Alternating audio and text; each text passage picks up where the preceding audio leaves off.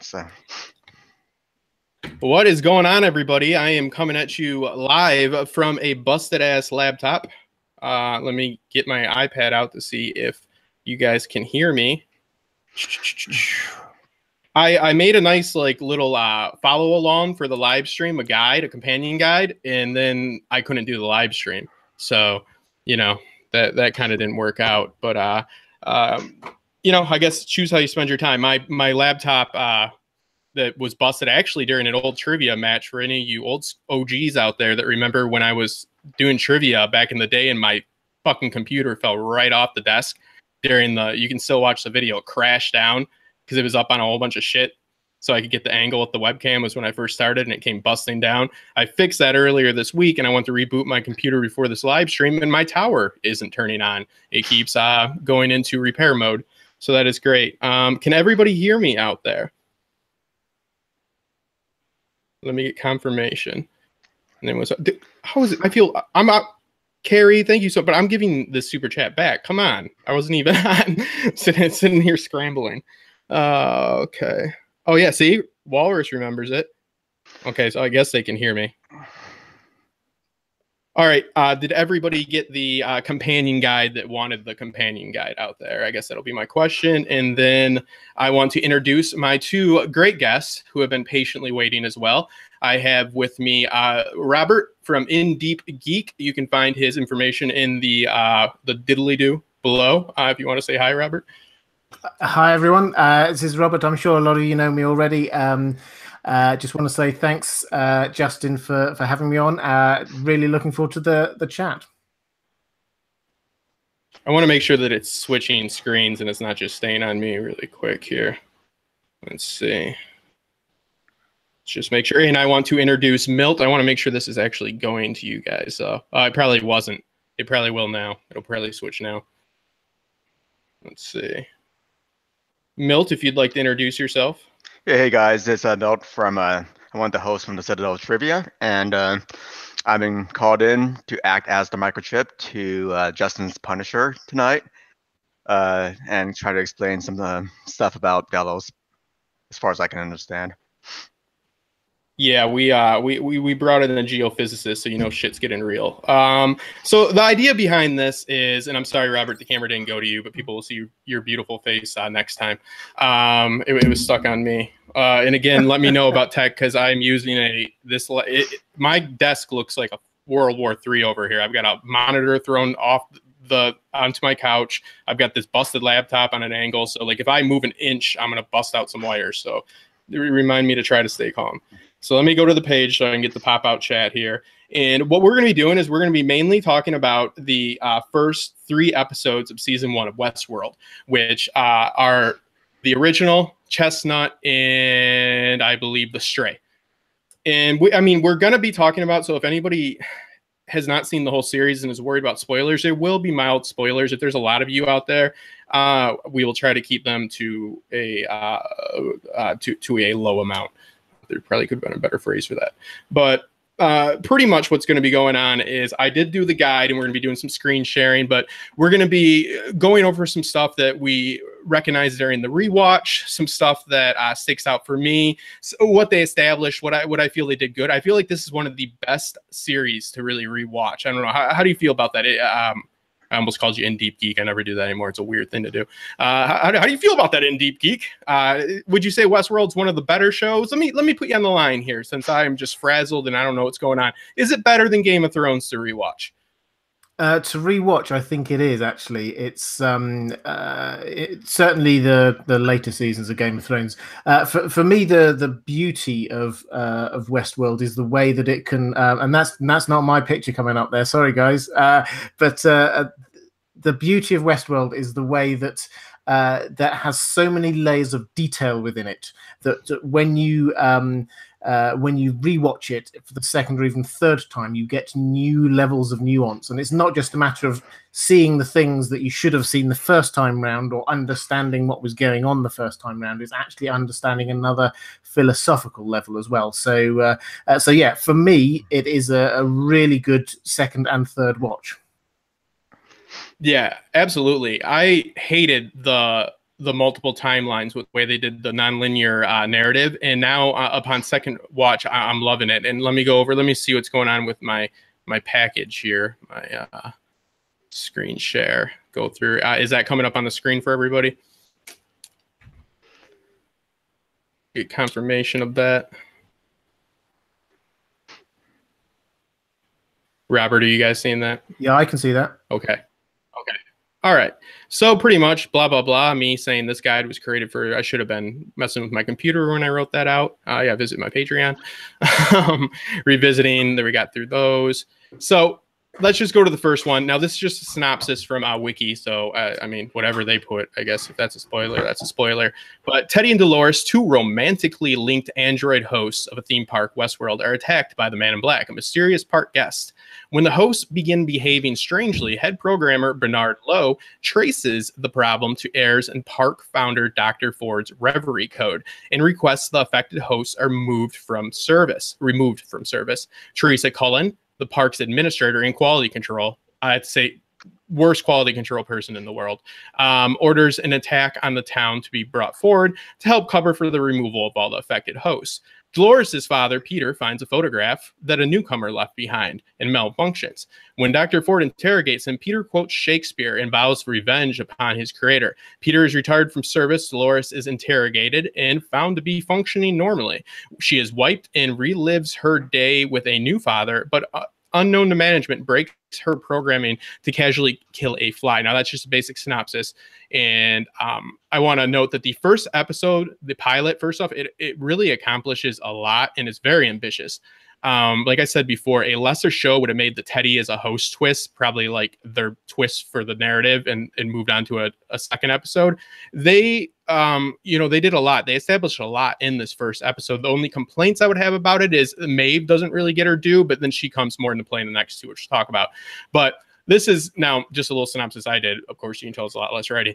The host's POV. The original is essentially the host POV. When Lisa Joy and Jonathan Nolan took this project, they wanted to pay homage, respect to Westworld, the original movie, but they're not trying to remake it. I mean, I love Westworld, the show, but that movie is a hot piece of garbage, in my opinion. I mean, much respect to Yul Brynner, but they wanted to take it and flip it, subvert the trope of the killer robot. And obviously they do that well. In episode 1, we see the inner workings of the park. For the most part, we see this through the eyes of the host. The showrunners wanted blah, blah, blah, like I just said. We see how the hosts stay within narrative loops. So we're learning how they work. And what was interesting to me upon first watch, and I'll put this around the table, was, to see them, I know it's a TV show, but they were, they conversate with each other when nobody's around. Like they live their lives. They're not like, this, I'm just talking about when I first watched it. Of course, on rewatch, I wasn't like, oh my God, they're talking to each other. But when I first saw it, I was like, okay, this is cool. Like they're interacting with each other. They seem to have a relationship, even though they get wiped at the end of every day. What was your initial thoughts about this episode, Robert? Did you see Teddy being a host coming? What did you think about the Man in Black and so on? Just overall, give it a quick brush up. Yeah, well, for me, I think that having seen the film and unlike you, really enjoyed it.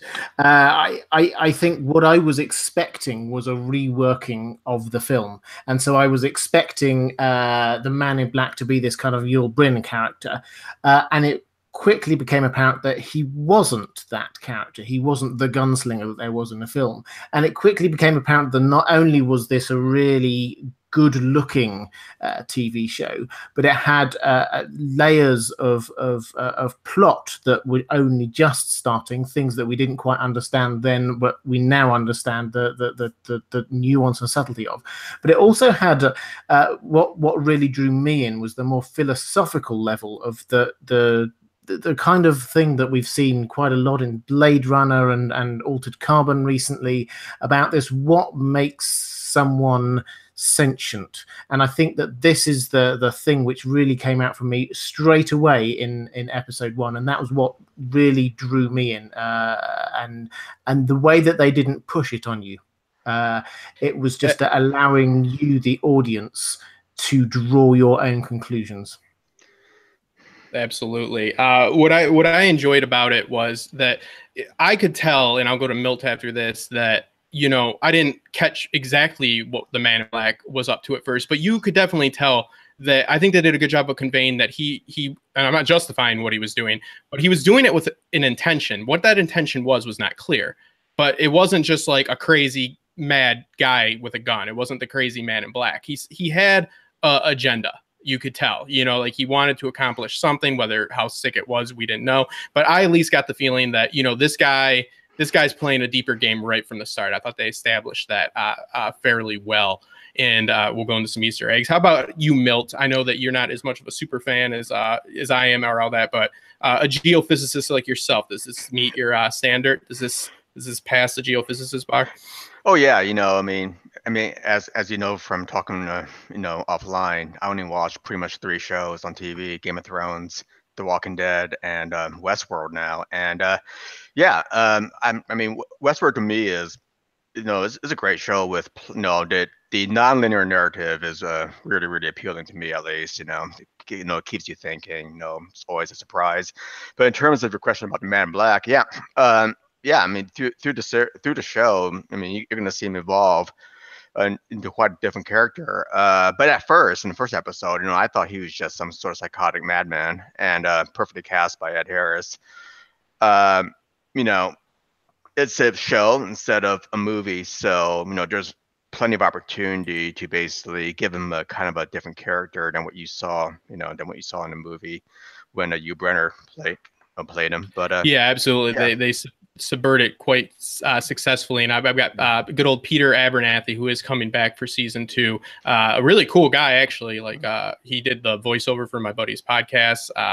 He is a pretty down to earth guy and a very talented actor. Now we see him, and I mentioned that he quotes some Shakespeare, but the interesting thing about when Abernathy is being decommissioned is there's a few Easter eggs here. Number one, these violent delights have violent ends. Most people know this. Origin of the phrase is from Romeo and Juliet. This is a quote of somebody actually, warning. I forget how to pronounce his name. It's Friar, I think.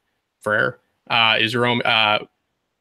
Yeah, whatever. It's like a downer speech. He's like, "Don't do it, dude. The chick ain't worth it." He's like, "No, screw you. It's gonna be cool," and it's not cool. But yeah, it's, you know, he's warning Romeo. But the interesting thing is that there are 2 origins. He's mixing. He's accessing his old build, which is a teacher, okay, a professor, but he's still using a form of free will because he's using as a mix of literary references. One is from King Lear, and the other one, I believe, is from Henry V. By most mechanical and dirty hand, I will have such revenges on you both. What they are, yet I know, but they shall be terrors of the earth. So, you know, he's using the information just like anybody does that they have retained in their head, and he's trying to convey a message. It hints that he knows he's part machine as well, metaphorically here. I think that it's really interesting, and there's a great Easter egg that I did not notice until second rewatch. And turn on the captions for this. Look to see, did anybody catch what Arnold says to Peter? Bernard, sorry. What Bernard says to Peter when he's putting him in the cold storage. Did anybody catch what he whispers? Assuming nobody. Are you talking to us? Sorry. Yeah. Can you hear me? I can hear. Yeah. So he said. I mean, you had it up in your thing actually, and I can't remember the exact quote, but it's something along the lines of "Well done, go now." And I think for me, the bit which was slightly unanswered about that, apologize if you're about to go on to this one, Justin. But for me, the thing I find fascinating is that there's an awful lot of voice commands that are going on in that first season of Westworld, and these voice commands are generally whispered into somebody's ear. And I wonder whether actually what we saw there was a voice command to him to activate the host army that we saw way forward in the end of the season. I wonder whether that was actually an activation phrase for him, who was going into the cold storage with the rest of these old hosts, decommissioned hosts, and that was what was going to activate them at the end. That's just a random. There's absolutely. No evidence. There's absolutely no hard proof behind that, but I think you're absolutely right. Like, I think that's gonna, because that's why he had to be put there. I believe, I mean, all this was part of Ford's plan, and we won't dissect every part of it, but this, we have to believe that what you're saying is correct because he was placed there for a reason. And we see that's another example. Bernard, throughout these first 3 episodes, even, is blatantly ignoring the things that Ford is doing. And even Elsie says something to him about this, and like in the first few episodes, I remember thinking, like, I'm going back to my first watch thinking, oh, it's his superior. And he like looks up to him, but now he's an old kook. So he's like afraid to tell him that he's making mistakes.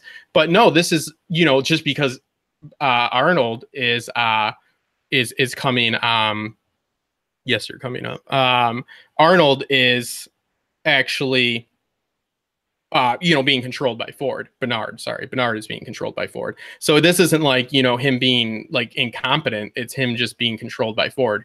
I mean, these reveries are obviously causing problems, and he doesn't want to make, he does not want to make the changes that are necessary. Teresa gets on him, Elsie. What do you think about that, Milt? Oh yeah, I mean, the thing about Bernard, Bernard's character is very stoic and very logical. I mean, he actually pulled it off in the first 2 episodes very well that he was actually a human. I mean, he was in a relationship with Teresa Cullen. I mean, there were no signs of him, it almost seems like he was programmed for whatever reason later on in the series. But, in the first 3 episodes at least, he definitely pulled off he definitely did a good job pulling off that he was human. No, I mean, getting back to Abernathy though, I think he's probably one of the most tragic characters in the whole series. Because I think he really does know that he's a host, but he really can't do anything about it. Well, yeah, and that brings us into like the next episode. We see Elsie reviewing the footage, and the thing there's a few different glitches. Okay, in the first episode, we see the sheriff glitch, and he glitches because of the flies. And that is, the flies now are officially that they are not, they're the only animals that are living. Everything else is a host, which I don't know how that's cost effective. But the flies are, living creatures, and Dolores kills one. But the flies cause the sheriff to glitch. And that's an example of, and I'm going to have Robert get into the maze a little bit, but that's your example of how, when they explain that some get close to the center, but then they get like bounced back, it pushes them into madness. That's a great example of a host getting pushed into madness. You see what I'm saying? Peter Abernathy went a little mad, but he looked at that picture and he didn't just start going all twitchy. He looked at that picture for hours, and he was, like really thinking about it, which that shows that he was close to being self-aware, if not being self-aware, fully self-aware. He just didn't see something he didn't understand and glitch out. So you see both examples of the glitch in the first episode. You also see all 3 examples of Dolores's loop in the episode, which, if anybody wants to get tedious, I've actually mapped out all the different variables that have to go into Dolores's loop. But you get a lot of different tastes of a lot of different aspects of what's going on in Westworld. It's a very ambitious first episode, and I think that they really stick the landing with it. It's very emotional. I mean, I was getting teared up over Peter Abernathy, and it was the first time I'd ever seen him, except for True Blood, the best show ever. Guilty pleasure. But thank you so much, Amberlyn. Let's see. I love you, intellectuals, and welcome, Milt. Yeah, talk about intellectuals. The geophysicist here has some skills. They don't just give those degrees away. I tried. And Milt's got a little information on Westworld and where it could be a little bit better, at least the size of it coming up. Another thing I wanted to touch on for the pilot episode was, you see that Teddy doesn't actually have a fleshed out storyline. He doesn't get that till episode 3. He literally, it's a testament to how much that guy gets full of bullets, because he comes in on the train every single day because he's always going to be getting, fixed up at the butchers. But his one thing is, he's kind of just like a tour guide, but he wants to pick up that milk for Dolores, because Dolores's main thing she's always going to do is drop that milk. Now she's either going to, pick up that milk herself. If she does that, we only see that once, and that's in the first episode. She goes painting. We might see it twice altogether. I think she might go shooting. But if she picks it up herself, then she has like a family-friendly day for as family friendly as it can get. If a guest picks it up, then it's up to them to either woo her or if they want to, you know, take advantage of her and be, I don't know, they do have her, so it's appealing to pieces of shit. Our Teddy picks it up. In that case, Teddy goes back, and no matter what, she ends up back home. But his core, you know, his cornerstone at first, until he gets the Wyatt storyline, is to come in and try to get that milk. But if anybody stops him, then he ends up just showing dudes around.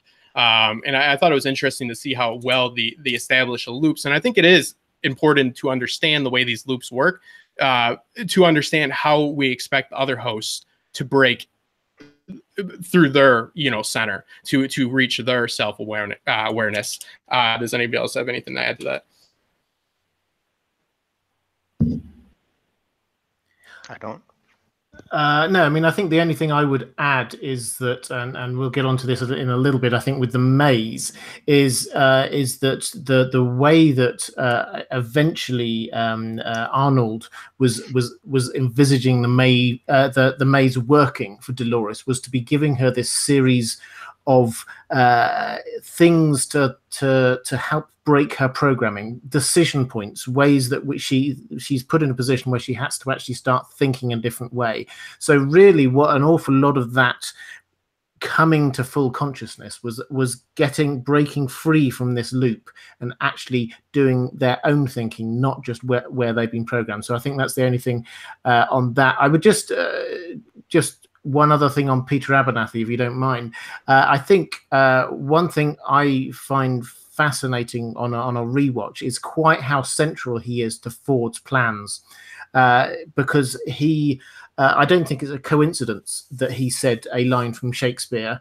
I don't think it's because that was his previous role, was a professor who was a Shakespeare spouting professor, and so the idea behind this, having this picture, was to glitch him through the reveries, remembering that past life that he had. And that then meant that he was going to start spouting Shakespeare. He then spouted that into Dolores's ear. That was her trigger, which she then whispered to Maeve, and that was her trigger. So actually what you find is that Peter Abernathy may have looked like he had quite a small role, but he was completely central to everything that Ford was trying to achieve in that season. Yeah, and absolutely. And I believe, at least in season 2, that Peter Abernathy is even going to have a larger role. I think, you know, he may actually be the conscience of Dolores up in the next season, because not to give any spoilers away, but she's kind of falling off the edge right now. Yeah, absolutely. And I who better to lead? I mean, Louis Herthum, first off, he's a strong actor, and Peter Abernathy is an imposing force. Like Robert says, like he didn't have a small role. He had a small amount of screen time per se, but the amount that he had amounted to a lot more than what Clementine did or somebody else. Not the down on Clementine, but and as far as the reveries go, and I have some stuff in here in my packet, but like Robert's right about what he talks about with the reveries. Not you need me to tell you you're right, Robert, but you brought up good points. A good example of a reverie is like, and this doesn't happen in the show, but would be a bartender that used to be a gunslinger, and then in the saloon a gunfight breaks out. Now his current build is to just pour drinks. He shouldn't be good with a gun, but if he's going to be accessing his reveries, he's going to have natural talent and be able to better, serve in a gunfight than he would think in his current build. That's the accessing of the other build. It's almost kind of like muscle memory, or natural instincts for us is the way I took it. Would you say that's a fair assessment, Robert? Yeah, I think so. I mean, basically the way that it was that each of the hosts, when they went back, once they got shot or killed or woke up or anything, they would sort of go back to factory reset. They would sort of go back to where they were, what their start was. They'd start their loop again, and they wouldn't remember and learn from what they'd been experiencing, either in the previous day or in a previous life. And so what the reveries were doing was, and the cover for it was an attempt that this is allowing them to learn to become more human by learning extra little mannerisms and things like that. But in reality, what it was doing was it was allowing them to take that step, so they're not always going back to the factory reset settings, they could actually start to learn and grow over time. Yeah, absolutely. Like every build is like a step. I mean, like you could look at it as like our educational system to a point, and I mean, it's a lot more like slavery, which is terrible. But you know what I mean. Like they're learning different skills when they go through different builds. So who's to say Ford wasn't purposely putting them through different builds? Become more self-aware or better fit to try to achieve consciousness. Because like I said, you see two examples of hosts attempting it in the first episode. The sheriff, he bounces back, he goes nuts. In Abernathy, he sits there and he ponders it for a day, so you get to see that. And I want to go into this. I want to screen share this really quick. There's some really cool Easter eggs in the second episode, especially, and going back and listening to some podcasts and some people that I like on YouTube. Like I'm a big fan, actually, and this is kind of like saying you like cancer to a lot of people, of Beyond the Trailer by Grace Helberg. And I watched her first season review of Westworld, and she was a great example of somebody that just didn't get it. She's like, they're the type of people that want to stay after class for their philosophy course, but smart TV never makes money. And she was talking about how gratuitous the sex was. And then there's people that was picking up on shit right away. They understood that this wasn't, they weren't showing, if I've noted this before, that every time they show these sexual scenes, they're using that uncanny valley. It's supposed to more disturb you, whether you want to take that as a good thing or bad thing. But it's not like it's not supposed to turn you on. By any means. Elsie kissing, Clementine is really weird. I don't know. And I mean, maybe some people are into that, but those people are serial killers. But in the second episode, you get the human POV. In Chestnut, it almost functions as a second pilot, a more conventional focus towards the experience of guests who visit Westworld, represented here by the two workplace buddies on the Wild West getaway, blah, blah, blah, played by Jimmy Simpson and Ben Barnes. We see how they choose their gear, enter to the park, and how seemingly nondescript room becomes the train, which Milt's going to get to later, that transports them into a little town in the heart of Westworld. And then we watch how they interact with various hosts. Now, I'll just give my quick take, and then we'll go around. First off, the scene with William arriving, we get so many Easter eggs. How many times does Logan say, I want to see who you really are? There's so many things that lead to, like, are you the Man in Black? His scene with Angela, which I have it somewhere here. He is clearly into, Dolores here. I think there's a reason she's dressed like Angela. It's almost like how Facebook and other, companies are understanding how they there were some people that didn't realize, I'm not even making a joke or anything, that they were a certain sexuality, and Facebook had picked up on that by their searches, and people, it's almost like the machinery knows you better. Because if you look at William's wife, we'll look at the picture later, or Juliet, his fiance, she's a brunette, she doesn't fit this mold, but they knew they said everything is fitted for you here. And that meant Angela too. And Angela's a lot like Dolores, the confident, blonde. I mean, looking at it in a base way. But also, right after the Arnold's voice asks, do you remember, the scene cut to William? And this is, when he's sleeping on the train, which for some reason takes hours, that we're watching a flashback. There's so many clues to this, and this gets into the reveries and stuff like that. But the scene where Angela's, and I talked about this in one of my videos, where Angela is talking to William, and she asks if he understands. She goes, do you understand? And he says, yes. And she goes, do you really understand? There's like a sadness in her eyes. Like she almost knows. She's like, do you really understand what's happening here? I don't know if anybody read any deeper into that, but I find that first introduction to Westworld, and we get the hint with which a lot of very savvy, clever people did pick up on right away, the old Westworld logo when they're going up the escalator. So go around, start with Robert. What do you guys think about the intro to this? What do you think about the episode as a whole? I mean, I think for me, the episode as a whole, I really liked as a sort of a way to build on the first one. And I did a video on the episode titles a while ago. And so the first episode title was the original, and this was like effectively what the situation was to start with. There are a few things going wrong, but the second one was called Chestnut, which is probably a reference to like the saying "that old chestnut," something that's just got so really old and hackneyed and doesn't really work anymore.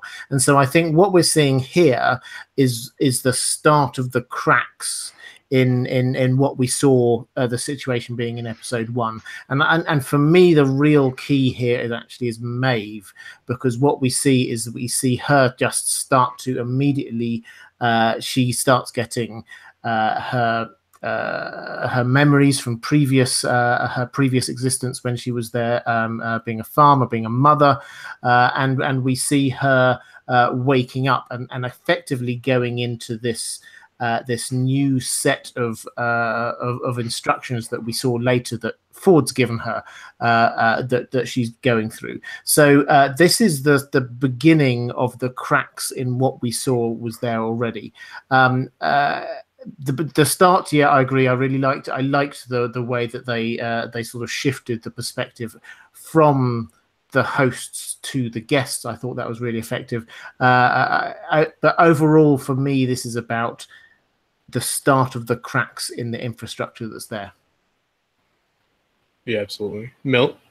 Yeah, well, I mean, honestly, I mean, episode 2 is probably my most favorite episode of the entire season. You know, I like the fact that it was a little bit more linear in the beginning. You know, you basically started with 2 dudes, coming into a train station in the Westworld. Yeah. Without not even knowing who they were, or anything else, because all that stuff is revealed later on. And I just liked how, they went to the train station, basically got introduced or inducted into Westworld, if you will. And, I thought it was a very well done story. I mean, it's my favorite story of the whole season, honestly. And we also got a lot of clues, as Robert was saying. Arnold is interrogating Dolores, right, when she wakes up, asking her the questions. Do you remember? So there's already hints of Dolores being something pretty special. Yeah, we got a question from Carrie here, and it is, what does Delos really want? Notice a blonde standing over Maeve in the trailer. She says, that's Dolores, I'm going to have to look at that. The Hale and Sizemore know the hosts have the detonation device. And what did Photo do to Abernathy? So first off, what does Delos want? We've all kind of speculated on this. In my opinion, you can tell that the people that are the corporate people that are on the board, Charlotte and stuff like that, they want to kick these hosts back, which that makes sense for like militaristic actions in fields like that they would want these hosts not to be as like, loving and caring and affectionate, because they might want them to murder like a whole country of people.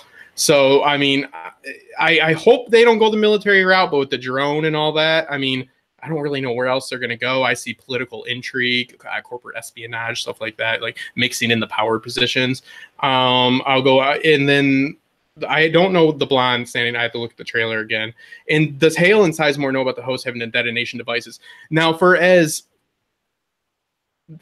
how bad this company is literally ran, I mean, look at Felix and Sylvester were able to like pretty much just do whatever they wanted. And there's glass, there's no like privacy in that place, and nobody seems to be paying attention. Like Stubbs does his job for the first episode, and then that's it. Teresa, the same thing. She's quality control. You would have to figure, because they're looking to get them out of there, that they have those detonation devices in them, in between peeing on bars and Hale, bringing Hector up to her hotel room. You think they would know something. I mean, they have to rotate home. They're there quite a bit, but it is pretty it's pretty spread out as far what would you call that? The way they everything is very, very separate. Every department there's protocols, but it's very, very separate. So I mean, there's always a chance they don't, but you'd have to figure they'd have to hopefully know that if they're planning on sneaking a whole bunch of hosts out of the park, because it's in that vertebrae, the explosion device that Carrie's mentioning here. But that's a good question. They're pretty incompetent. And what the Photo did to Abernathy, they're supposed to look at things like that and say, it doesn't look like anything to me. It looked like something to him. Just, it looked like something he didn't know. So he started to think about what it could be. That's breaking his code right there. So he broke his code and it didn't go berserk. He wanted to investigate the matter. At least that's my opinion. They're not supposed to, they're blind. Like Bernard was blind to the door, Hodor, stuff like that. But yeah, I mean, good questions about the vertebrae. I didn't think, and I will have to refer to the trailer to know who you're talking about with the blonde. Milt, anything on that, or Robert?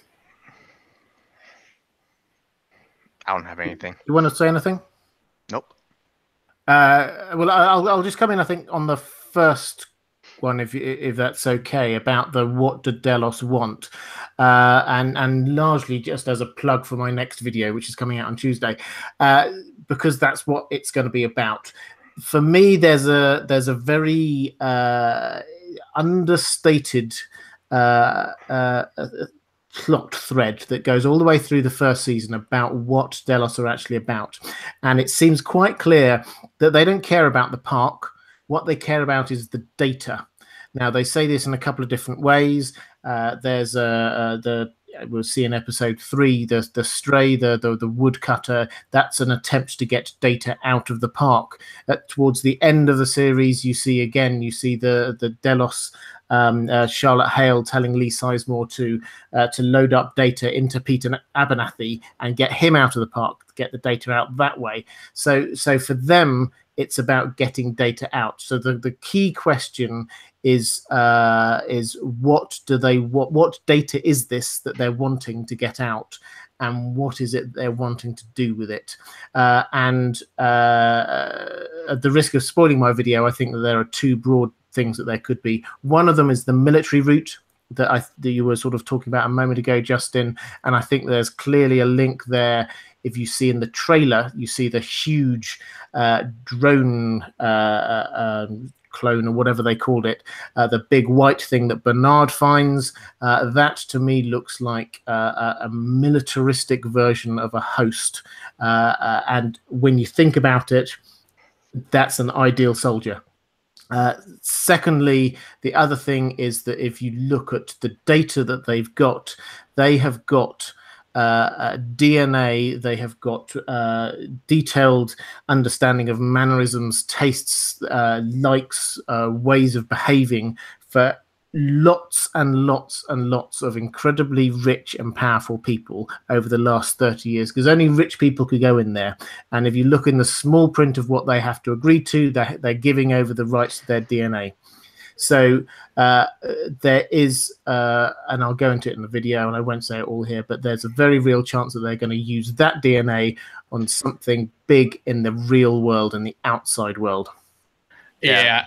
Oops, go ahead, Milt. Sorry. Yeah, and as we'll get to later on, there is an element of some type of government influence in Delos. I mean, Delos may be more than just a simple amusement park. It could be an instrument of the military-industrial complex. That I don't want to go Oliver Stone on everybody, but I think there's hints that the hosts are just more than just basically objects for people's pleasures. Yeah, there's probably more nefarious purpose to these guys. Yeah, there absolutely has to be. And like Robert said, I'm going to do another packet for you guys, since you guys are so great. That is the terms and conditions. I actually have all the graphics for it already. They do get all your DNA. And imagine, not to be gross, how much DNA is coming in from those prostitutes every single day. They're organic. They can get MRSA. They can get staph, these hosts. And we're going to learn a lot more about that. So that's a very valid point, that they could blackmail somebody potentially by saying, hey, to Bill Gates, I've got your bastard kid that we made in a test tube when you left a whole bunch of DNA in Mariposa, stuff like that. But also, it's very clear that it's not a just military thing, because like I've said before, they're far past that. They're just so far past like that level, and you wouldn't want them. There has to be a reason that they wanted them to be able to fit in with people. So that leads me to go for more of the corporate espionage and infiltrating places of power. And then there's always the big twist that I think of, that the people trying to get them out are hosts that have already been out. and they're trying to save their own. There's always that angle they could go, and I think that would be very interesting. That these people are actually, I think that we're going to be playing the Who's a Host game quite a bit for the next few seasons. I think it's be very interesting, and I think I would like to see that twist, that the people that are trying to get out this data are actually just trying to get out their people, essentially their species per se. And it's very odd with the drone, because I've said this before. Nobody else knows how to evidently do this, and that's very odd to begin with. That they're so far advanced beyond every other company that they need to steal this IP so much. But who made this drone if Bernard was unaware of it, which it stated in the releases that he was. So it's going to be very, very interesting. Yes, Amberlyn, we're going to see Elsie. The snarky little Elsie is coming back. She is for sure there. She's been on set. They almost immediately... Ford took her out of the picture because he didn't want her to get hurt, and he didn't want her interfering because she's the little Thelma from like Scooby-Doo. She's going to figure out the issues and stuff like that. So yes, she's back. She's in there. Elizabeth Woodward or whatever her name is. And then we will go on. Go ahead if anybody has any comments. I need to look at this PDF really quick.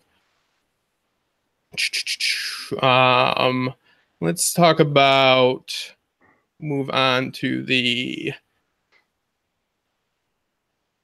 looking. I got to get through all my loop stuff. Sorry. I'll screen share it. Shall I just quickly talk then about Elsie and Stubbs? Because I think I just want to say that I agree completely. What I think was going on there was very much, this was Ford seeing who is it who is figuring out what's actually going on, and who is it who's got the power to actually stop me, and so he was working his way through the people that he needed to get out of the way, and he did that one after the other so that he could put his grand plan into action. So we saw that with I've forgotten her name now, Laura, who got killed by Bernard. We saw that with Elsie. We saw that with Stubbs. We saw that with when he got Maeve to be going through all the way through the security teams just to get them away from the surface. All of this was part of his plan to allow him to do what he wanted on the surface at that particular moment in time. Yeah, absolutely. I mean, if it wasn't part of Ford's master plan, a lot of this stuff, you just have to assume mass incompetence in a lot of areas, which just doesn't, I don't know, it's just not good television. But moving on to the third episode, the first episode essentially is the host. Second episode is essentially the human POV. And then I feel the third, the Stray, really is like the merger, and it literally at the end crashes both worlds together. So this is a really interesting one. This shows a good example of when a loop gets broken. Say a way you could break Dolores's loop would be to take all the milk out of that grocery store, because she has to drop that milk can. So she would probably just sit there and bump into that shelf forever. But we see the Stray, they're referring to I believe they call him the woodcutter or whatever.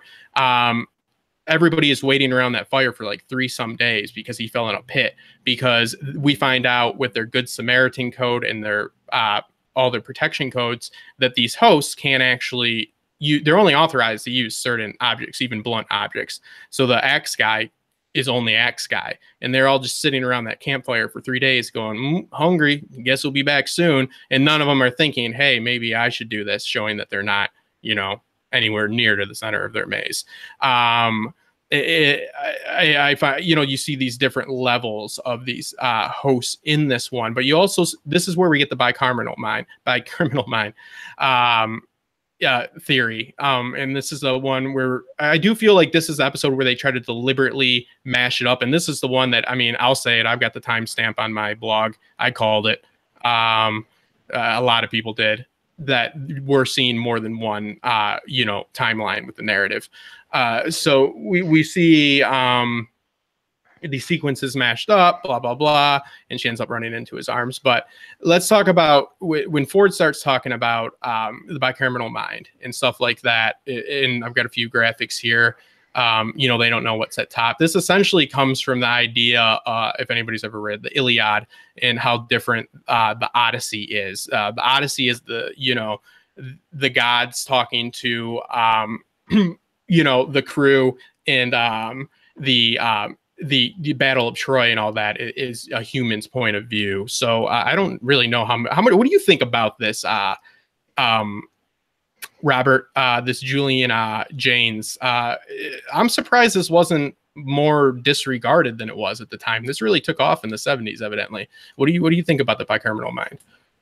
Yeah, I mean, I think we have to emphasize the fact this isn't a recognized psychological theory that everybody agrees with. This is a sort of one of many thoughts about how did humanity develop consciousness. So I don't personally buy into that. The difference between the Iliad and the Odyssey. I think that can just be simply a matter of different writers for different audiences. So I think that's a little bit of a stretch.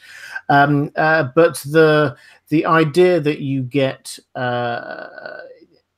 in earlier iterations of humanity, perhaps you had this people hearing voices and thinking that was the voice of God or gods, does seem to play into the fact that wasn't.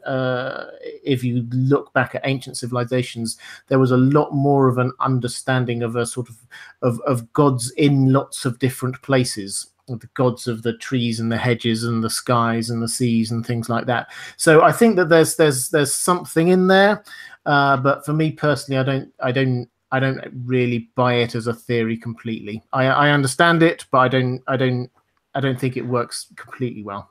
It works. Sorry, Milt. Sorry, we're not used to three people. Go ahead. Oh no. See, I'm actually of the school. I mean, I actually kind of buy into this because up until about 3,000 years ago, I mean, humans to me were just, one step evolved from primates, essentially. I mean, we just learned how to basically make fire and basically build a wheel, and the basic technology was at its infancy. So, before then, people thought with their intuitions and their gut instincts. I think that is the first state of, becoming self-aware. Okay, once you bring technology into the system, into the human race, then people actually have the time to basically be more introspective, more improvisational, and actually, learn from history. Whereas before they couldn't do that. So I think that's the separation. It's basically the step from acting on your gut instincts and your gut feelings to being introspective and reflective of what your actions can cause. Absolutely, and I think that you're bicameral. Yeah, you nailed it with that, because I mean, Western philosophy was created by the Greeks, and that was, a lot of people attest that to. They had a system of civilization, of society, that allowed them to finally stop just being hunter-gatherers. They're one of the first few, so they finally had time to sit around and wonder about philosophical things. Why are we here? Who made us? They started asking questions about themselves. I just finished a really good book called The Storytelling Animal, and it brings this up. It brings up, if you look at just like the bare facts of it, the Neanderthal that went home every night and ate and went to sleep and didn't sit around the fire and tell a story should have came out on top. Why did the species, the storytelling animal, the ones that told stories around the fires and they communicate, why did they win? Why did they come out on top? You would think that would just be a waste of resources if you're looking at just getting substance as a hunter-gatherer. But it brings up some important, biological questions, evolutionary issues and stuff like that. It's a really good book, and it brings up, why did the storytelling, there's something about telling stories, which Westworld is built upon. It's built upon the power of the story and about how the story can, make or break somebody, essentially. I mean, Dolores is still working off false stories. However you want to look at it, it's still, that ain't her. They wrote that for her still. So whatever you want to say, it's just no different than, like I said, somebody waking up from a coma and they have amnesia or whatever, and you tell them some bullshit. Same thing. But yeah, I really like that answer, Milt. And sorry, we got to get used to the 3-person thing. Robert, I believe I might have interrupted you, and then I got to talk about Shogun World. Yeah, I can't remember what I was going to say there, but I think what I would just add on to that was that if you actually see a lot of animals do storytelling in a way. So, for example, with bees, with their waggle dance, one of them will say, hey, I found some pollen, and they will sort of map out for the others where it was that they went so that the others go. And so actually that there's a very very underdeveloped but a very prototype version of telling a story through which everybody learns and grows and improves. And so I think that the act of telling a story for us as humanity has always been about this, and it's been a very bonding experience. It's been about how do you structure a society, how do you actually grow and show what are the things that we value as a society, what works, what do we think is morally right or morally wrong, and what do we think that we need to warn people against. So I think that is why the storytelling is important, and I don't think it necessarily has to be a person who's specialized in storytelling for their entire life. I think you will find, particularly as lifespans started to extend a little bit, when you got some people who were no longer as useful doing the hunter-gathering, they could be the old man sat by the fire telling the stories. Yeah, and also, and storytelling in itself has gone through major evolutionary changes, right? In the beginning, storytelling was verbal, right? Then the humans evolved into being able to actually communicate via the written word, okay, and then recording it in books.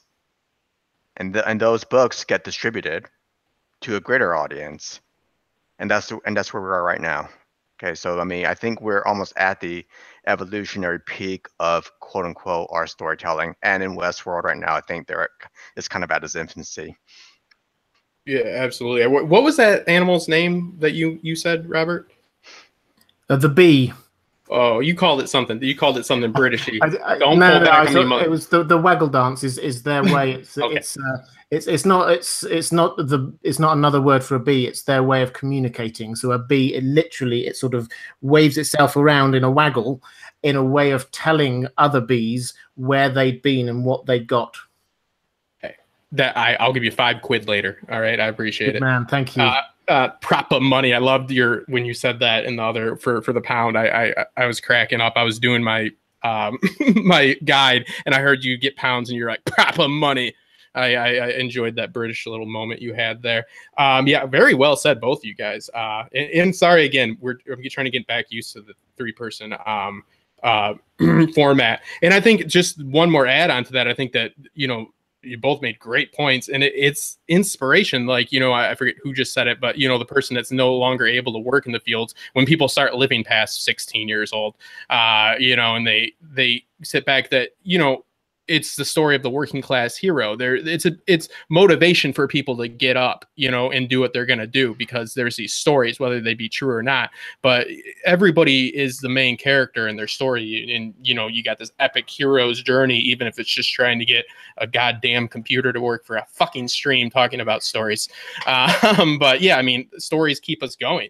And if we don't have anything to, tell our ancestors and our friends, then what is the motivation to really do anything? I guess I love it from just somebody that writes, and then we got a question here. Now, it is officially Shogun World, and I'm sure that all of us are going to, even myself, will call it Samurai World. Shogun World does make more sense. Shoguns were like they were the nobles and the feudal classes. They worked as the generals. That would be like calling Westworld Cowboy World.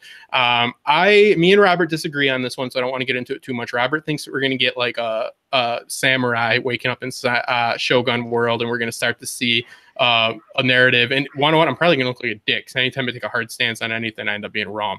But I don't think we will ever see this season like a full immersion into Shogun World. I think that we will get, especially that new Kariaki Hushamo, or damn it, I butchered that.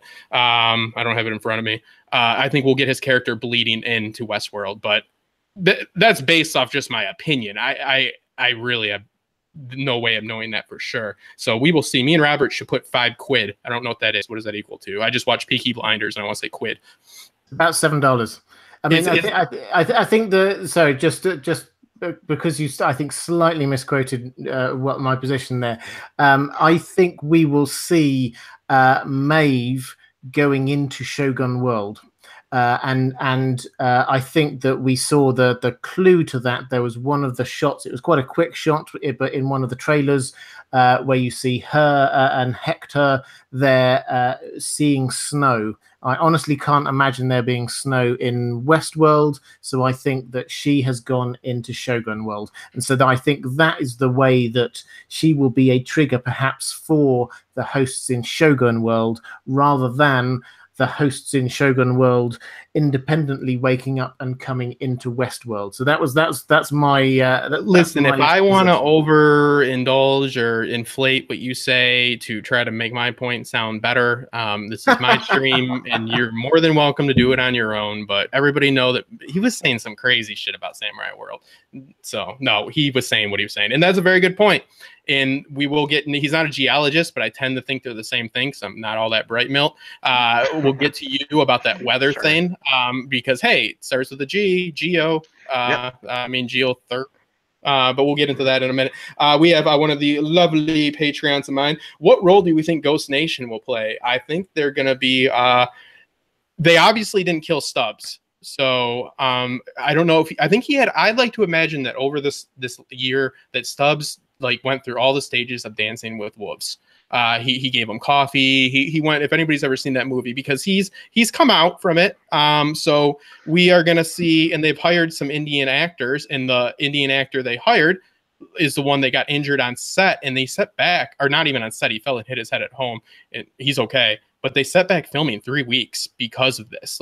They stopped production. So there's no way that Ghost Nation doesn't play a huge part in at least part of this season. There's a big Ghost Nation storyline because one actor hit his head and had to be out for a week or so, and they shut down production. So if it was just like last year, if a Ghost Nation guy fell off, I mean, they could have probably died. I'm not saying it would be cool, but they could have probably just kept going. So just, watching the casting news, like I said, is better than looking at promo pics. It's better than going on Reddit, and it's better than making Faceless Man theories. You can learn more from it. Anything on Ghost Nation? Yeah, I mean, I don't have much on Ghost Nation. I mean, they're pretty vague, except for they didn't kill Stubbs. But they are crazy bastards, so I'll give them that. But I think it's going to be interesting. I would love to see Dothraki Nation. I'd love to see Khal Drogo come and just die of another infection. It's like, clean your wounds, dude. But that's just me. Let's see. I want to see. You want to know what? Now that Robert said that stuff about Maeve, I think that makes a lot of sense. Damn it. I'm going to edit this. I'll pay you guys off. Edit this. So always write on your own stream, Justin. You're always right on your own stream. Well, I'm a storytelling animal. It doesn't have to be a correct story. Why did the bullshit artist get so far? I'm not. Let's see. I want to go over to the really quick. Okay, now let's talk about Maeve finally. Maeve's narrative, I've said this before, is one of my favorites. Upon rewatch, I'm liking the Dolores more, and Evan Rachel Wood's acting is just it's amazing. But we have right here is, and here's a clear Candor 19. This is when you have to believe. I mean, either Felix or Sylvester, great names by the way. They're either in on it or they're highly incompetent. I mean, because Ford would have to roll the dice and know that they're so they can be so influenced so easily that for sure they're going to go along with this. If you don't want somebody to blackmail you, don't pull out this and be like, yeah, this is what controls all your intelligence and all this. They put it all up. They're like, oh shit, yeah, we probably shouldn't have showed you. So this is, I believe, after. Let's see. This has to be for humor is at 9. I think this must be before humility. Yeah, humility for her line of work couldn't be too high. Patience, meekness, cruelty only at 1. That definitely. I don't know. Would you guys say her cruelty goes up? She does let a lot of people get killed. I mean, for me, I don't think that there's probably a huge change there, but I think that there's her. It's not so much cruelty as her single-mindedness. So it's entirely possible that her cruelty does, as an attribute, does go up in numbers. But for me, what actually happens is that she's so single-minded that she just does not care who gets in her way because she's going to get them out of the way. Yeah, I mean, I think on a personal level, she probably isn't cruel, in a classical sense, but I mean, I don't see an attribute called ruthlessness in there, or single-mindedness, and I think that's Yeah. probably what she really is more of, is being a little bit more ruthless. I mean, ruthless could be a combination maybe of tenacity and decisiveness, or something like that. It's probably a pretty good combination that makes Yeah, it we should fun. make like a color wheel with this. Yeah. Because you're right. I mean, like Yeah. some of these are so. I mean, when it's a show, so they have to do it. But I'm a little bit surprised that her cruelty wasn't a little bit higher because I mean, she's excuse my, she's bottom bitch. You know what I mean? Like she's got to be taking care of stuff. She's the madam. She's top dog over there. So Clementine ain't doing her work. She's got to, make an example. Her aggression was only at 5. Her curiosity. Why do you think her curiosity is even at 8? I'd have it all turned down. Empathy at 9. Self-preservation. I wonder what Teddy's self-preservation is. It's probably minus 100. Well, I mean, Teddy's a bullet sponge, right? Essentially, at this point, and it's hard because it's really rare to have somebody who's very empathic, who's aware of people's feelings and be cruel at the same time. So I think that relationship is consistent. I mean, you have a very low cruelty, but yet relatively high empathy. If you mix both of those, you have a serial killer. Like they really are in touch with people's feet. Like that's what made me, and I wrote this blog about it, about the white. When I first saw the decision, which I love, the picking the white hat or the black hat. To me, if I would watch all my friends and the people that pick that white hat, those are probably the crazier ones because those are the people that are like, what does the not psychopath do? I should be a good guy. Because they got all these feelings inside of fucking like rage, so they're like, no, I'm a good guy, I mean Logan's, and that's why I want to get Costume Co on because I loved what she said about he doesn't necessarily even have he has a bowl, it's like a gambler's hat, a bowler's hat, so that's this costume design is very interesting on this as well, but like picking the white hat and he like turns around and smiles, I'm like, psychopath, you're a fucking nut. And also I felt that he was trying to like he wanted to get to know the guests or the hosts like before he would like interact with them, and I found that odd. Like Logan just went and had a bunch of bisexual threesomes like right away, like got off the train, he was having a bisexual threesome, got off that I'm talking about when he got the headquarters, went into Westworld, bisexual threesome. He was like, no, we're not doing that stupid storyline, don't let them drag you in, blah blah blah, I need to go have more bisexual threesomes. And so he kills people, but he's not getting to know him. William's the type of guy that wants to like sit and have dinner with somebody's family for 3 months and then kill him. That's crazier to me. So like it seems like because it's like a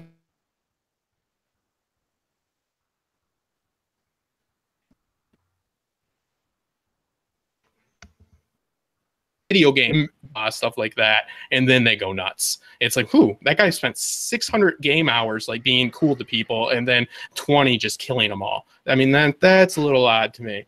But we'll move on to that, and I'll diagnose serial killers later. I'd wear a black hat for sure, but I don't ever claim to be a great guy. I guess I'm gonna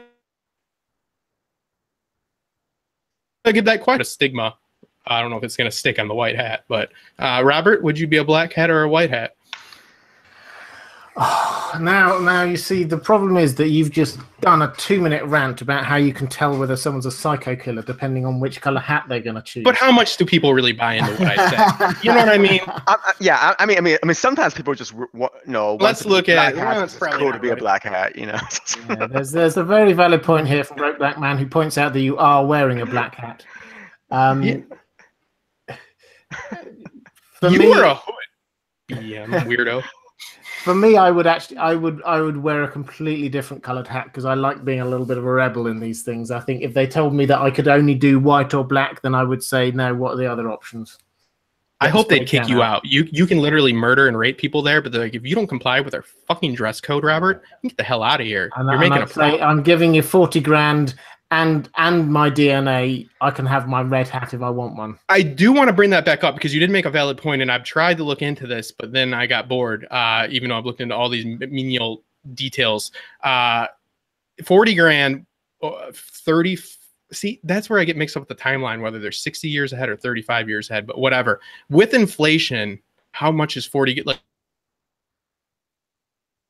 like who could here? You have to be rich to go here for a long period of time, but you could say that an upper middle class person could go here, could treat themselves for a weekend. It would be like an equivalent of, you know, I mean, it costs a lot of money to go to Fiji. That's very expensive to go to Fiji. I work for a travel agency. Go to Fiji. Yeah, I mean, if it's $40,000 a year in a year 2050 or 2060 or whenever, you know, Westworld is actually set in, you know, in today's dollars, you know, assuming like a 2 or 3% inflation rate, I mean, that's only going to be like, you know, maybe 20,000, 25,000, which is, you know, which is the price of a very expensive trip for a family of 5. But, you know, I can easily spend that taking a family of 5 to Australia for a couple of weeks and basically diving in the Great Barrier Reef, you know.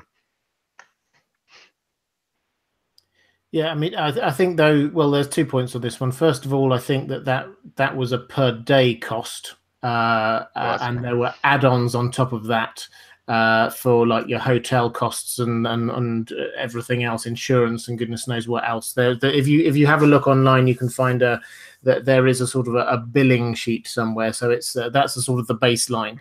But the other thing is that, and I'm sure Justin's got these numbers at his fingertips, and I think they might even been in that pack that he was doing. But there are actually quite a few people, guests going in every day. So what we're talking about is not just the billionaires of the world in our current currency.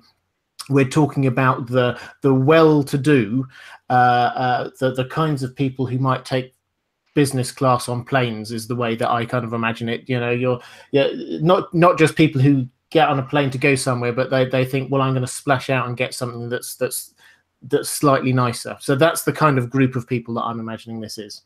Yeah, I mean, and I'm not saying, I mean, overall, I would say that you're correct, Robert. I mean, there's no doubt that you'd have to be upper middle class, even with inflation. And you're right that there's actually, you can only say 28 days. The amount of people that are in the parks, let's look, I do have that because I forgot to go over it, but what happens when you have the sheriff going berserk is there's a discussion. Okay, after the sheriff glitches in episode 1, Bernard mentions 10% of the hosts have the update, you know, the reveries.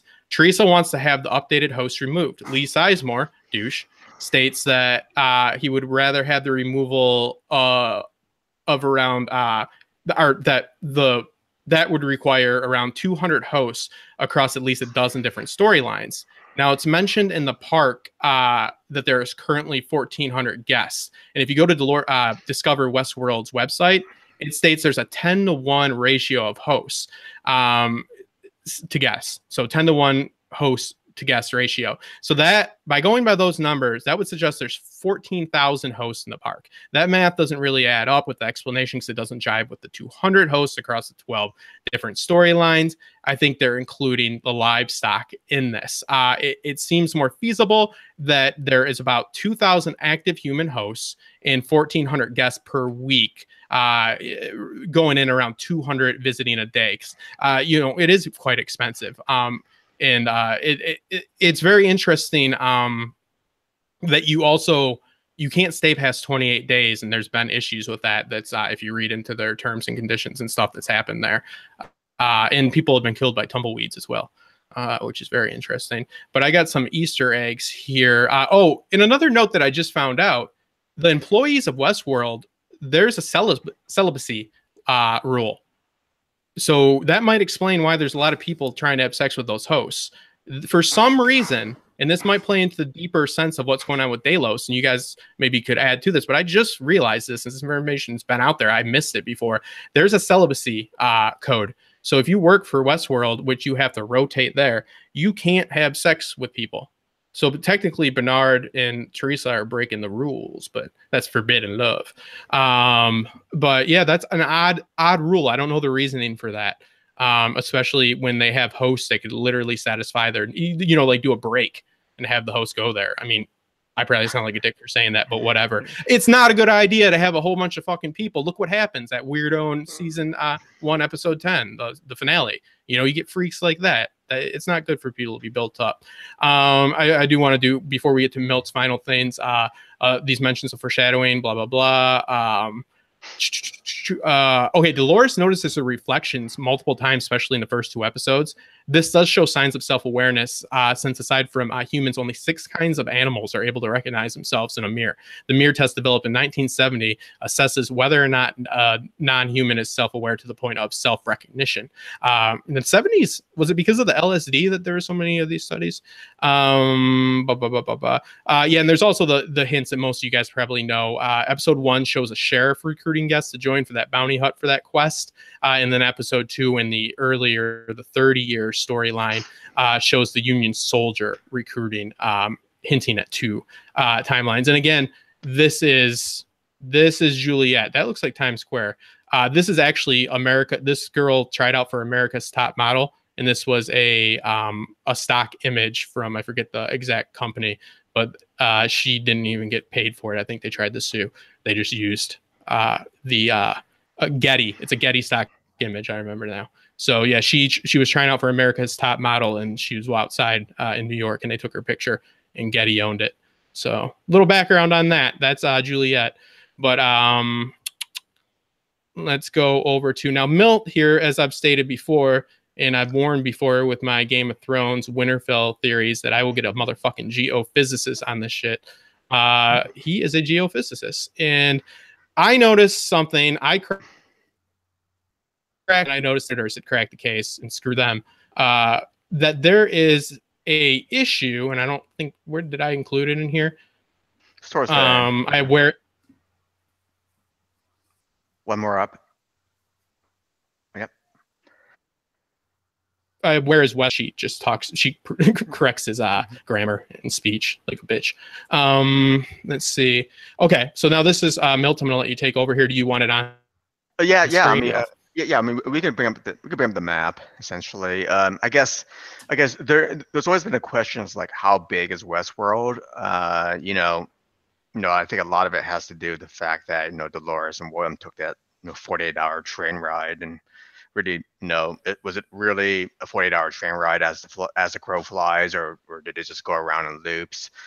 We do have some hints and some numbers that were given from the producers of Westworld. I think Christopher Nolan once claimed that he stated that it was around 500 square miles. So, if it's just kind of do the math. Okay, if it's 500 square miles, and we have a published map of the amusement park, it's sort of like a perfect circle. Assume a perfect circle, then the diameter of the park is only about 25.2 miles. And I have the formula for how you calculate the actual diameter of the park. Anyway, for context and scale, I mean, 500 square kilometers sounds like a lot, but it really isn't. I mean, in the inset to the bottom right-hand corner, I have a map of Houston, Texas. That's where I live, and Houston is about 600 square miles. So it's roughly, it's a little bit smaller than Houston, Texas. Yes, it's big, but is it big enough to support a 48-hour train ride, even if the train is some sort of 1830s locomotive that's only running at 30 miles per hour or 25 miles per hour? And the answer is no, unless it's just basically constantly running in a loop or something like that. So anyway, that's just to give you guys kind of like context and scale of how big this could be. Roughly the size of Houston. A little bit smaller than Houston, a little bit bigger than LA. LA is about 460 square miles in area. Yeah, LA is huge. So my question is, and now what I noticed, and I don't have the graphic in my damn packet evidently, is how do you pronounce it? Topology report? It's topological survey, and really what this is, it just basically shows you the relief of Westworld. So basically, what you see are contour maps, and you see where the lows are and where the highs are, and where they actually arrive in Sweetwater is pretty much in the lowlands somewhere. I mean, I can barely see it, but it's somewhere in the middle. What I was referring, oops, sorry. Go ahead. Is two things. How do you say it again? Topology? Topological. topological. The topological survey was number one, and I asked you this earlier, in the original map. Now, the map changed when the website went under the construction at the end of last season, and the map actually changed during different episodes when they were in different timelines. Now, Robert picked up on one thing, and I picked up on one thing. I picked up on topological report was originally in the original map, which other people have screenshots. I actually had an old screenshot. You can still find it on Google. It said it was commissioned under the command of the United States government. So this right here told me that, number one, it doesn't have to be in the United States, but for what you told me, and which we'll get to in a minute, it's very likely because who else is authorized? I don't know if I couldn't be like, give me a survey of China. You know what I mean? But it at least tells you that the United States government still exists. And another thing that Robert noticed, and I fucked up by not putting this in the package, damn it, is that Robert, the mines in Sweetwater had actually slightly moved as well, correct? Yeah. That there's actually geological, which is a term you should know, Milt. Yes. Dirt and shit is moved. So I think it's really interesting that they changed it from this survey was commissioned under the command of the United States of America, jumped 30 years by now. This, in my opinion, I got two trains of thought. The spectic that hates when people look at promo things and they're like, look at Arya wearing this coat, that means she's there, and bullshit like that. I'm like, it's a fucking promo pic. Fucking designer put that on her. Sorry, get mad. And then there's the thing of maybe something happened to the government. So is it that they noticed that they put the United States government and it was an oversight and they didn't want to, they wanted those theories to circulate. So they're like, we shouldn't be that specific. Let's be more vague. And just when we update the map, change it to just, by the zoning, because that's what they change it to, just the zoning committee. They don't cite a government. So in what you told me, explain what you told me when I asked if it's possible for somebody, another country, for the United States to, Sure. order a survey or not. Sure. Yeah. I mean, in most cases, we really can't perform a topological survey or any kind of geological survey in a foreign country unless the foreign country allows you to, right? Unless they ask for help. Now, what we can do is that, say, for example, we had a colony, or sort of like what Britain was, where the U.S. was to Britain. Yeah, then the British government can for sure, perform a topological survey because, Britain still owns the U.S. Also, another example would be something like where, if there was a treaty where we had a piece of land that a foreign country leased to the U.S., sort of like when China leased Hong Kong to Great Britain for 100 years. I mean, essentially, Hong Kong was essentially owned and administered by the British. In that case, yeah, the British can go ahead and perform its own topological survey, if you will. So, it doesn't need to be in the U.S. I guess that's the question. But unless they're going around like the British and trying to run through India and China, like the British tend to do.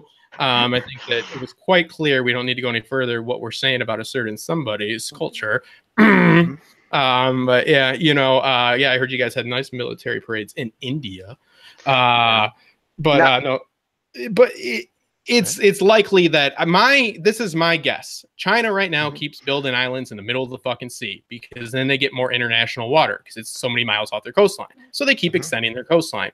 Everybody's like, hey, stop fucking building islands. And they're like, no, because we want to keep putting military bases, and we're in Trump's like, that's cool, whatever. More tariffs. So my question is, speaking from a geophysicist point of view, which you have because of the degree, is it possible to not only pour your own island, but to make a landscape like we see the terrain? The terrain that we're really seeing is they shoot in Utah and they shoot in the wilderness of Southern California. So, I mean, we see a lot of roving hills and a lot of cliffs and stuff like that. So, I mean, it does seem like there is, because we see the level, when we first meet Ford, it's all leaky and shit. So it seems like it's kind of like a layered system within that hilltop. So it almost seems like that's almost like a shell. It's not even real. Sure. Yeah.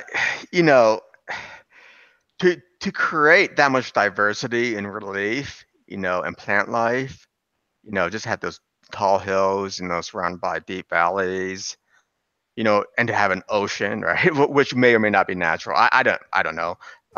It's to me it'd be very, very, very, very expensive. Um, I'm of the school that it's probably some plot of land out there, which just happens to have this kind of relief that that basic Delos is renting, or with the level of security they need, though, it seems like they would, because how else would you control the airspace and all that if you literally don't just create your own damn island? If you were in cahoots with the U.S. government as part of the military-industrial complex, you will have that security and that autonomy. Yeah, that's very true. So we're looking at about the size of Houston. Yes. Correct? Yes. Basically between the size of Houston and LA. LA is only about 469 square miles in area. I mean, Houston's actually the biggest city in the U.S. by area, which is a trivia fact for everybody. You don't need to brag. Yeah, I mean, and I do want to mention that this information came from me from a Nolan interview, but Nolan has, for everybody to know, that we put the best person behind the information that Nolan stated a year ago. Nolan has been he said this kind of on a whim, so we maybe shouldn't take it with a grain of salt, but hey, you take what you get, and then you get a geophysicist on that. That's always been what I do.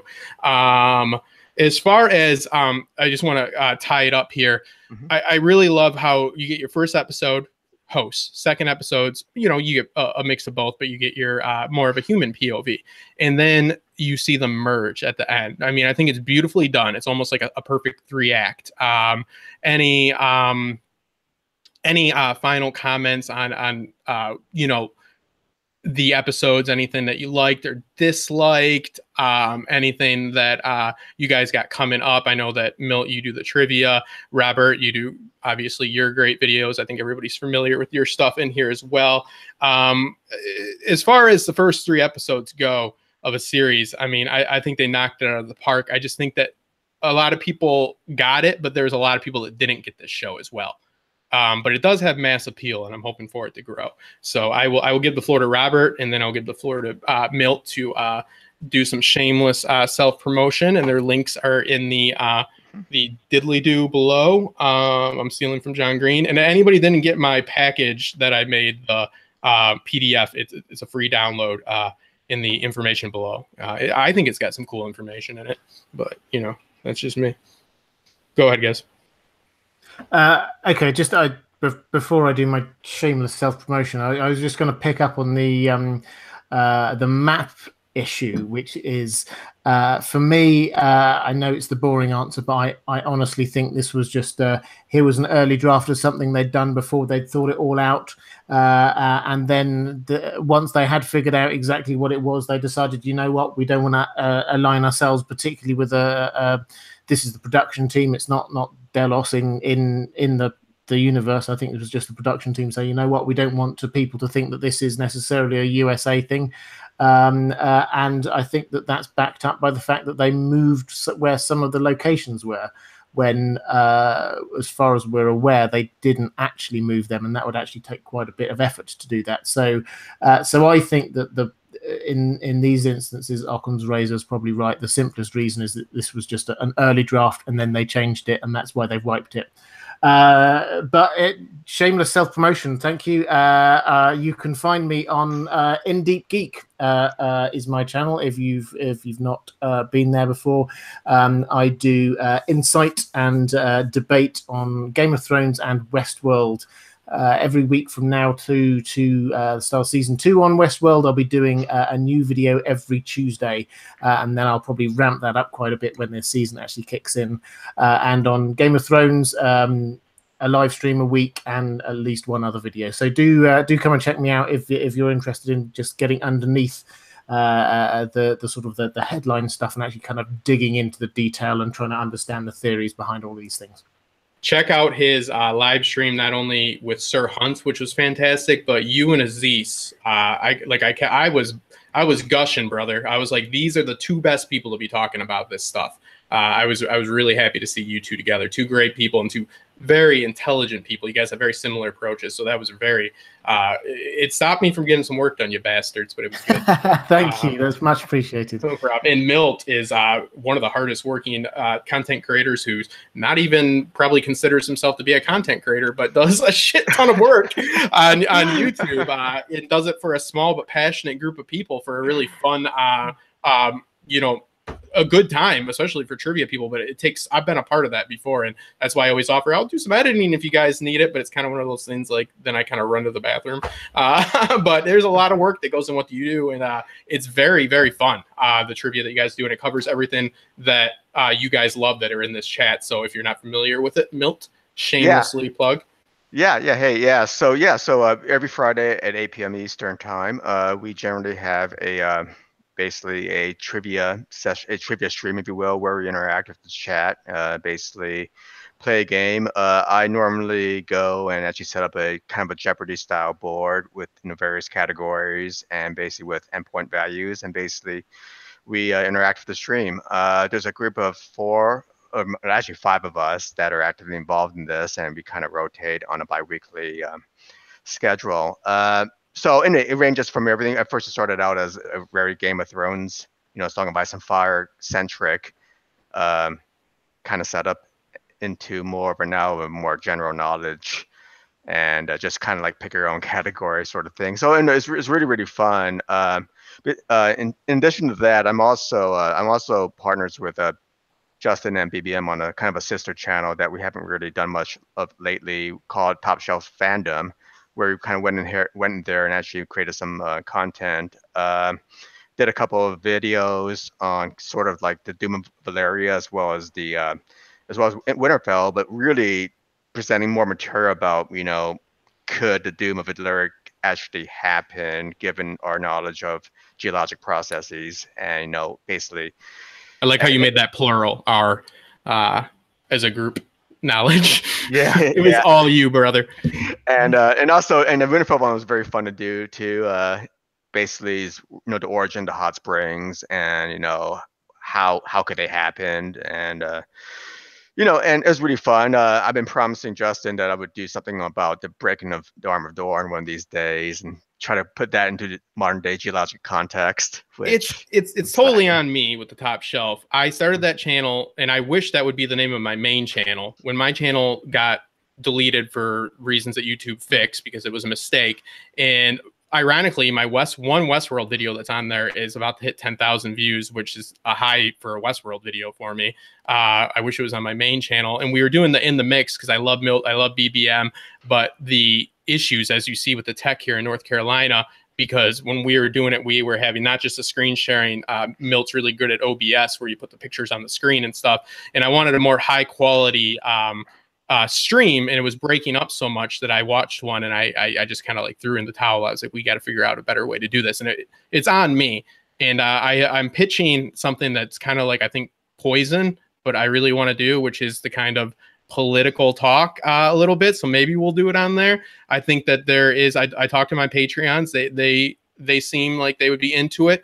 Me and Milt have discussed things like net neutrality, which I made some very valid points, and Milt spewed out some, some right-wing prep. No, it was me and Milt have some very different views on some very decisive issues, and we're able to not hate each other after. So my idea is we get into these fandoms so deeply, and I sit there and read the terms and conditions of Westworld, partly because of you need escapism, especially in today.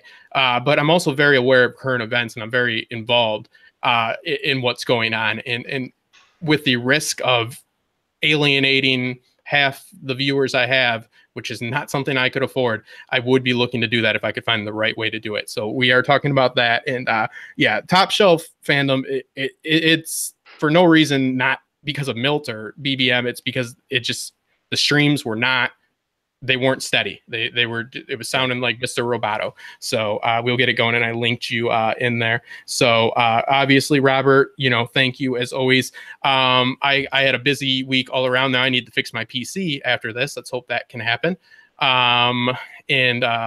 you know, I'm going to be coming out with some more Westworld videos. I'm trying so hard for my to do a Peaky Blinders video, and I might put you on the spot here, Mr. Birmingham. Even though you're not from there, don't roll your eyes. All right, that's where it takes place. I know that's not where you're born, but I want to do a Peaky stream with you. People love Peaky Blinders, man. It's a great show. It's just hard to do like individual videos on because it's on Netflix. Never seen it. It's a great show. I will absolutely give you that one. And your hat's not too far off from it either. It has to be said. Yeah, by order of the Peaky fucking Blinders. I know. I appreciate both you guys, and it was awesome to have you on, Milt. And I really was only expecting, because I asked you on short notice to come in on the geology. I can't say it now. The geology, yes, geological, the geology aspect, but you came through in spades on the philosophy and everything. So, and Robert is always, just saying a whole bunch of stuff that makes sense, which is always good. Mm-hmm. I appreciate you guys. I appreciate you guys waiting. And like I said, I've got a PC to fix now. So, and I'm not a computer tech, so we'll see how that goes. I appreciate everybody that came through. I hope you enjoy the packet. I'm going to try to put together some more organized ones. I think it's a cool thing to do for the live stream. You guys are nice enough to give me, super chats. So I'm trying to give you something other than me talking. So you walk away with a little information, a little study guide. Make entertainment not fun, I guess, is the way I'm going for it. So thank you guys. And thank you to my guests so much. Their links are in the information, and we will talk to you guys soon.